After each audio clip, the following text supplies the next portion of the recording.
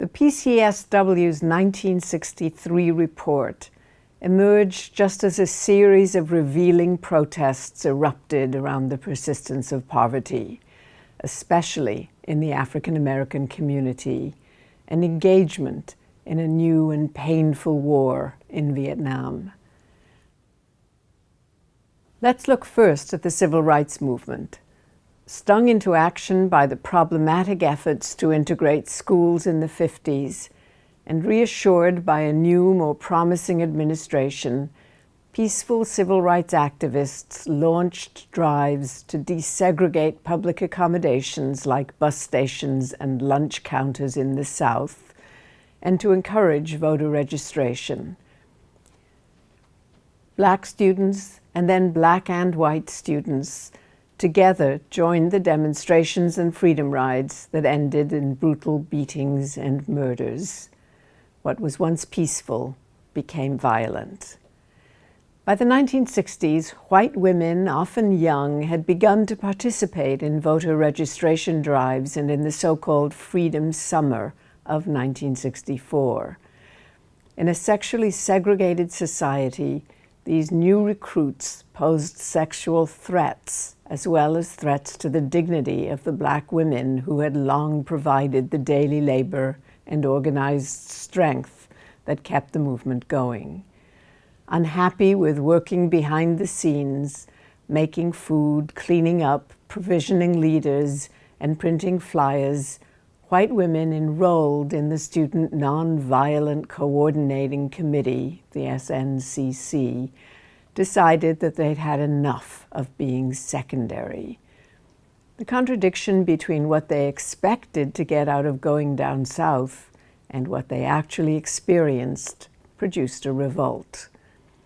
As Sarah Evans documents in a book based on oral interviews with many of the women in the movement, women who had believed they were going south to create greater opportunities for freedom for African Americans discovered that they were assigned mostly menial jobs and tasks and excluded from the decision-making processes.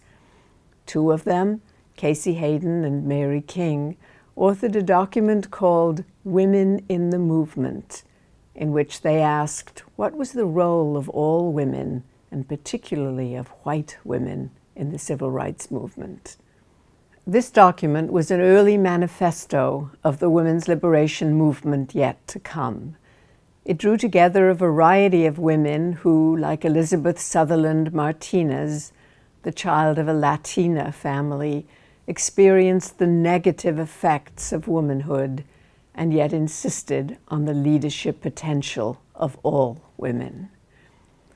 A more traditional generation bridged the gap in the persons of Pauli Murray and Shirley Chisholm, both civil rights activists convinced that women's equality meant achieving equality for all women. Chisholm graduated from Brooklyn College in 1946. She became a teacher and then a champion of educational reform. Then she became involved in the war on poverty in the mid-60s, before she decided to run for Congress from the Bedford-Stuyvesant district of Brooklyn. By then, she was convinced that women working together could achieve equality for people of color. She was the first African-American woman elected to Congress and the first to run for the presidential nomination in 1972. Out of the twin pressures of the war in Vietnam and the civil rights movement came President Lyndon Baines Johnson's War on Poverty, a result of anti-war and poor people's efforts to call attention to the position of poor black children in the face of massive spending on the military.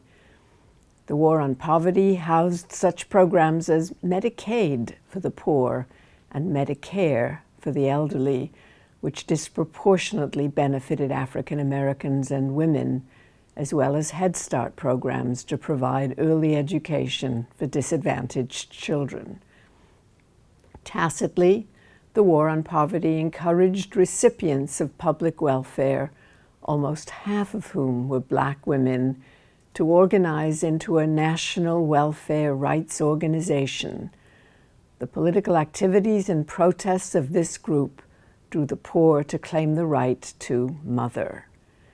These women became a bridge to the women's movement, providing a useful instance of intersectionality at play. In those early days of the modern civil rights movement, race and gender intersected with each other to produce a new kind of consciousness. Intersectional good feeling would later fracture around such issues as reproductive rights.